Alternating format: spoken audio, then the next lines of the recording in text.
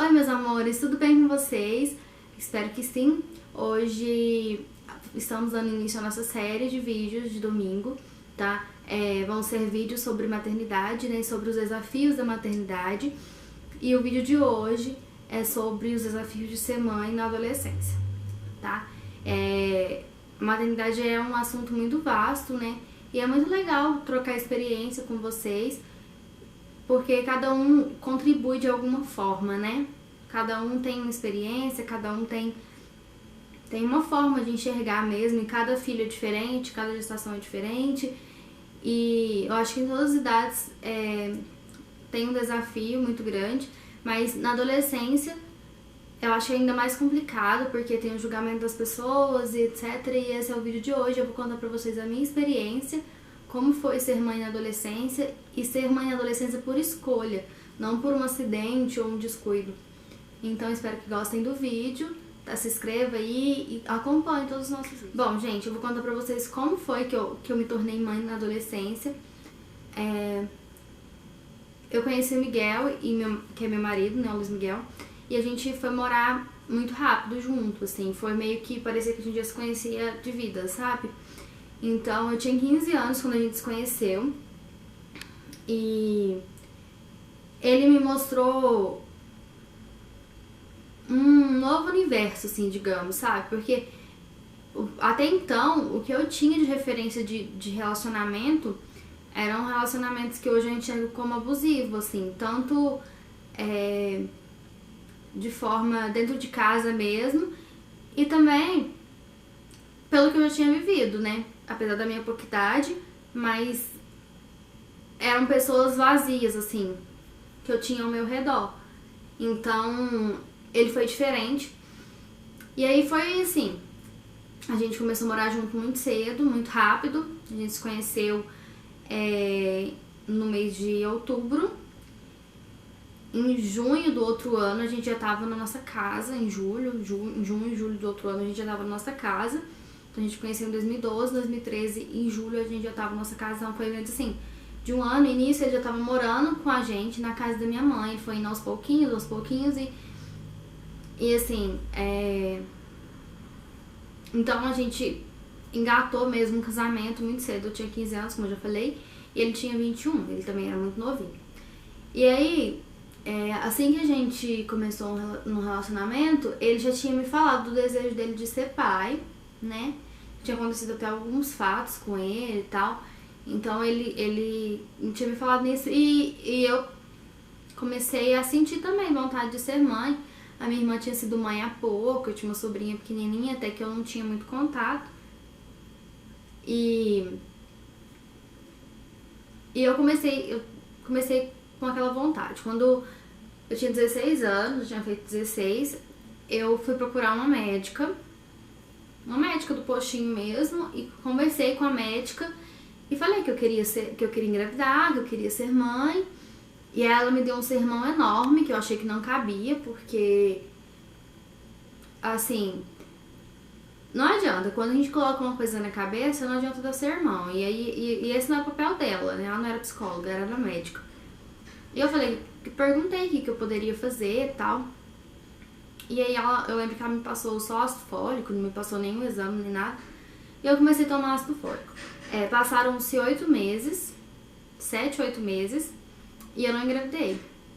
E aí nós decidimos nos mudar de cidade, porque a cidade que a gente morava era muito pequena, não tinha opção de serviço, e na época nós tínhamos comprado uma casa. Então o Miguel tinha saído do serviço, com a rescisão a gente tinha reformado lá a casa, assim, feito algumas coisas na casa, muro, essas coisas. Então a gente tava muito apertado e a gente precisava de um emprego, na época ele tinha saído, né, do emprego dele, e a gente resolveu mudar. E a gente mudou pra Franca, que é onde eu moro atualmente, mas aí é uma história bem grande, porque a gente se mudou, eu já tinha tirado isso da minha cabeça, de querer engravidar, e nós mudamos dia 1º de janeiro de 2014, em 2013, não, gente, 2014 mesmo. E aí, nós nos mudamos e a gente veio pra essa nova cidade, porque assim, pra mim, eu era muito novinha, eu tinha vergonha de ir ao banco, eu tinha vergonha de falar no telefone, então foi um desafio enorme me mudar de cidade. E assim, a gente começou a entregar currículo, o Miguel começou a trabalhar, ele arrumou um serviço rapidinho. A gente alugou uma casinha, a gente já veio, né, com a casinha alugada e tal, e a gente começou, e assim, a gente tinha muitos planos de trabalhar, de conseguir mesmo ter um futuro, só que assim, com a mente de dois adolescentes, na verdade, né, porque a gente era muito novinho. Aí, quando foi, eu mudei em 1º de janeiro, quando foi em fevereiro, eu comecei a passar muito mal. Acho que até no final de janeiro mesmo eu comecei a passar muito mal. Nós tivemos uma discussão, eu e o Miguel, na noite, e no outro dia eu comecei a passar muito mal, vomitar muito. E minha mãe me ligou, que ela me ligava sempre, né? Ela ficava preocupada comigo. E ela me ligou e falou assim... Aí eu falei que eu tava passando muito mal, que eu tava vomitando muito. Mas era muito, não era assim, enjoozinho, não. Era vomitando muito mesmo. Quem conviveu comigo nesse período sabe o tanto que eu sofri. E aí ela ligou pra minha cunhada, que já morava aqui. E o Carlos, o marido dela, me buscou pra casa dela. E eu fiquei lá, ela fez uma comidinha pra mim, eu fiquei lá o resto da tarde. E depois voltei pra casa. O que a gente pensava era que eu tava tendo uma crise de gastrite nervosa, porque eu tinha discutido com o Miguel no dia anterior. E eu tinha dormido bravo, nervosa, e aí no outro dia eu amanheci passando mal. Bom, e eu fiquei nisso. No dia seguinte, mesma coisa, passando mal, vomitando. E assim, na minha inocência, gente, sem brincadeira, eu não desconfiei hora nenhuma que era gravidez. Não desconfiei. Porque minha menstruação sempre foi desregulada, sempre foi uma bagunça, e aí eu fiquei assim, cerca de uma semana, vomitando, tudo que eu comia eu vomitava. E aí minha mãe me falou assim, Daniele, que dia que sua menstruação era pra descer? E assim, era pra descer no dia 16, eu acho, de janeiro. Eu acho que era isso. E não, eu tinha descido, e já era fevereiro. Então eu tinha aí uns 15 dias de atraso. E aí, eu fiquei passando muito mal, até que minha cunhada me levou no pronto-socorro. Bom, se fosse hoje, seria bem diferente, não? Eu teria pegado, comprado um testezinho de farmácia, teria visto que tava grávida. Mas naquela época a gente nem... Enfim. E aí eu cheguei lá no hospital, eu tinha emagrecido tanto, eu já era magrinha. Eu era muito magrinha, mas eu tinha emagrecido tanto que eles achavam que minha cunhada era minha mãe. De tanto que eu parecia ser mais nova. E aí... O médico não teve coragem de perguntar se poderia ser gravidez. Pra vocês terem noção, eu acho que eu tinha a cara do menino de uns 12 anos. Tão pequenininha, tão magrinha que eu fiquei. Eu sequei, assim. Aí,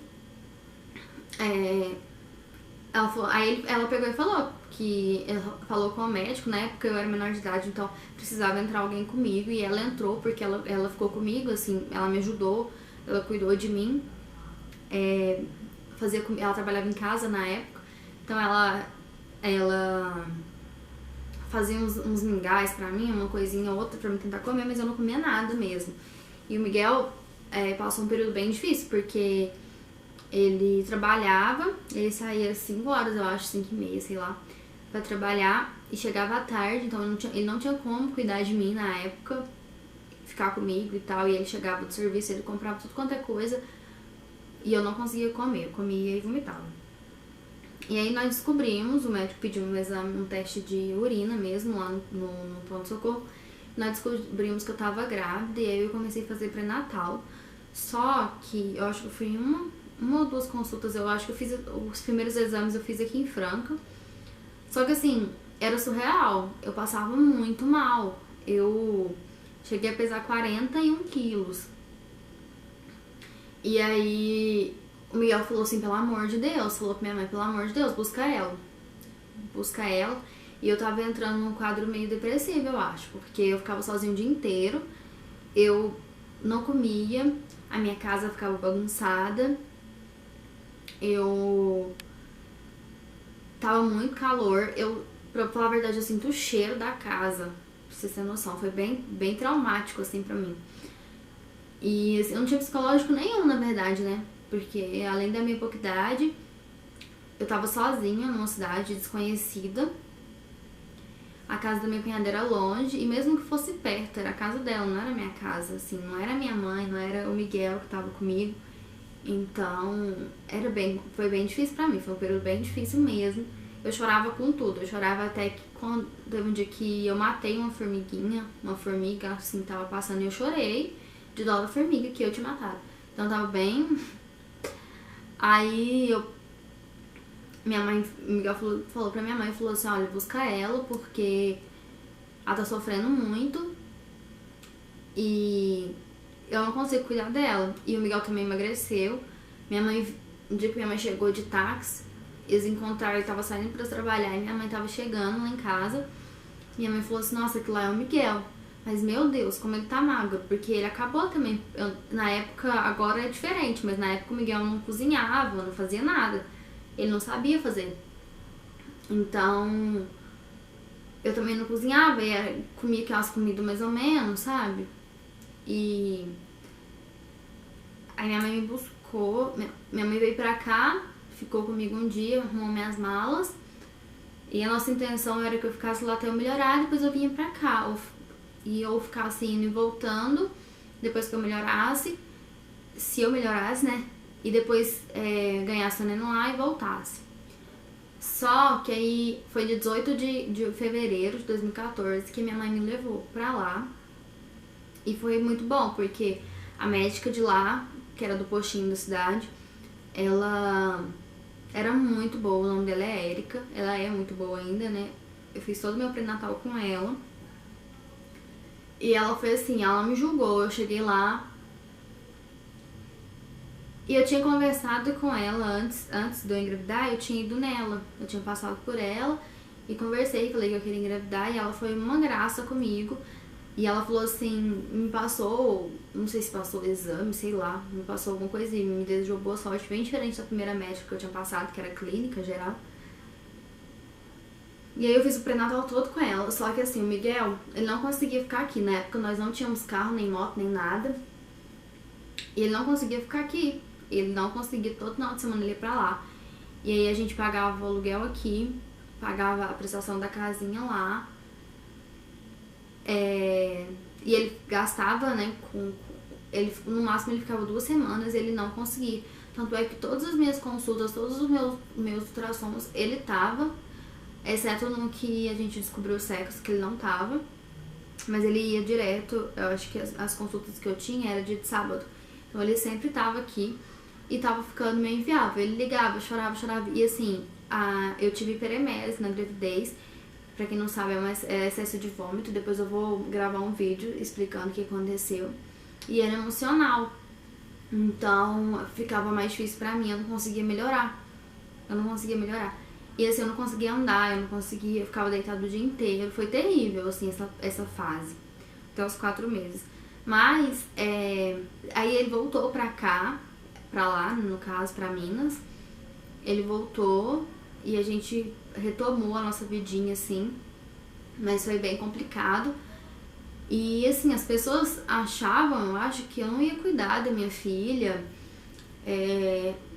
sei lá o que elas pensavam. Eu sei que muita gente falou, pessoas próximas mesmo falou alguma coisa. Ah, por que o Miguel engravidou ela? Ah, porque como se eu não fosse uma pessoa pensante e como se não tinha sido uma opção. Eu sei que assim, foi num momento não muito oportuno, porque a gente tava, não tava certo, assim. Até hoje não tá, pra falar a verdade.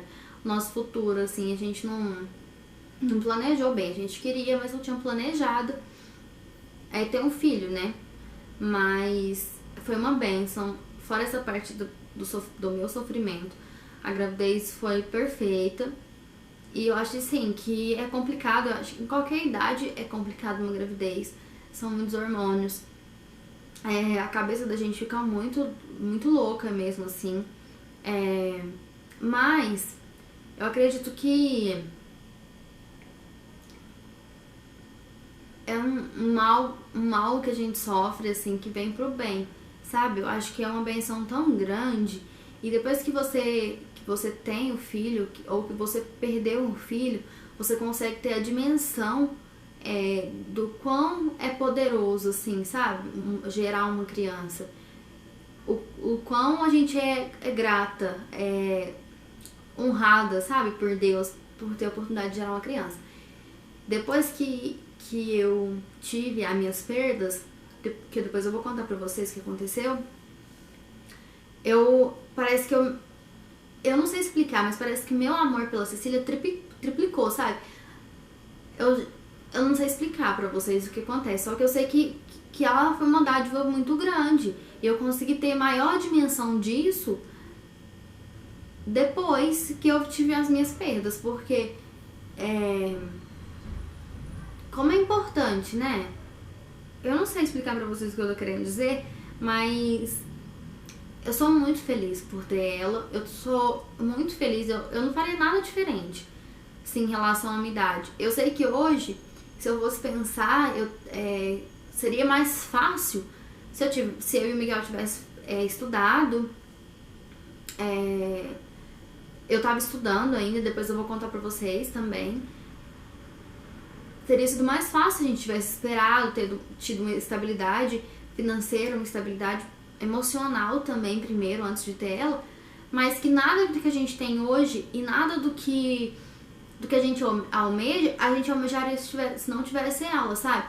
Ela é o nosso porto, assim, o nosso cais, sabe? Nossa calma, nossa vontade de ter as coisas, de fazer as coisas, porque a gente quer que ela tenha uma vida diferente do que a gente teve quando a gente era criança, e também que ela tenha oportunidades que a gente também não teve, e que, se Deus quiser, a gente vai proporcionar pra ela.